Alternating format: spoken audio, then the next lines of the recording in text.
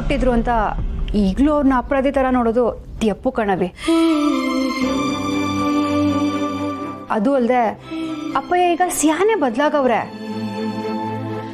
ಆ ರಾಜ ಬಂದ್ಬಿಟ್ಟು ಈಗ ನಮ್ಮ ಜೊತೆಗೆ ಇಲ್ವೇ?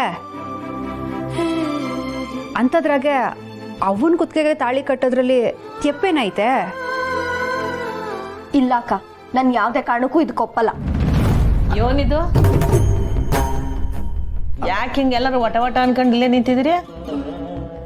ಅವ ಅಕ್ಕ ಅದು ಒಂದು ನಿಮಿಷ, ನಾನು ಹೇಳ್ತೀನಿ. ಅವ್ವ, ಮಿಸ್ಟರ್ ಗೋಪಾಲ್ ಇನ್ನೊಂದ್ಸಲ ನಿನ್ ಕುತ್ತಿಗೆಗೆ ತಾಳಿ ಕಟ್ಬೇಕಂತೆ.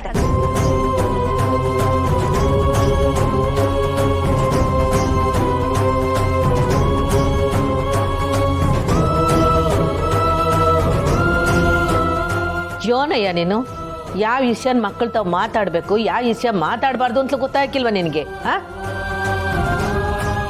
ನಾನು ಅದೇ ಬೈತಿದ್ದೀನವ್ವ, ನಿಮ್ ಹೆಂಡತಿಗೆ ತಾಳಿ ಕಟ್ಟಕ್ಕೆ ನಮ್ಮನ್ನ ಯಾಕೆ ಕೇಳ್ಬೇಕು ಅಂತ.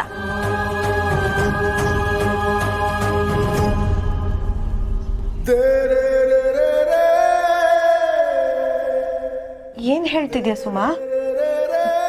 ಮಿಸ್ಟರ್ ಗೋಪಾಲ್ ಆಸೆ ಸರಿಯಾಗೇ ಇದೆ. ಎಲ್ಲ ಮರ್ತು ಅವ್ರ ತಪ್ಪನ ತಿತ್ಕೊಂಡು ಅವನ ಜೊತೆ ಇರ್ಬೇಕಾದ್ರೆ ಮತ್ತೆ ತಾಳಿ ಕಟ್ಟೋದ್ರಲ್ಲಿ ತಪ್ಪೇನಿದೆ?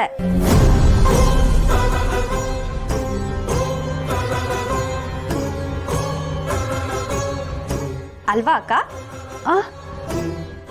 ಹಾಂ, ಹೌದೌದು. ಹೆಂಗೆ ಮಿಸ್ಟರ್ ಗೋಪಾಲ್? ಬಾಯಿ ಮುಚ್ತೀಯಾ?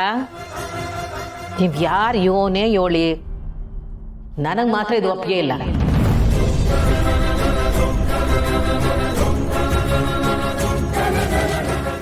ಆಗಕ್ಕಿಲ್ಲ ಅಂದ್ರೆ ಹೆಂಗವ?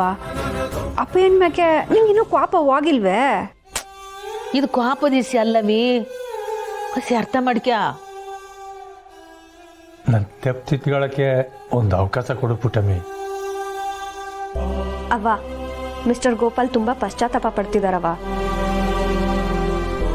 ಕಲ್ಯಾಣೋತ್ಸವದಲ್ಲೇ ನೀವಿಬ್ರು ಮತ್ತೆ ಮದ್ವೆ ಆದ್ರೆ ತುಂಬಾ ಚೆನ್ನಾಗಿರುತ್ತವ್ವ. ದಯವಿಟ್ಟು ಇದಕ್ಕೆ ಒಪ್ಕೊಳ್ಳವ.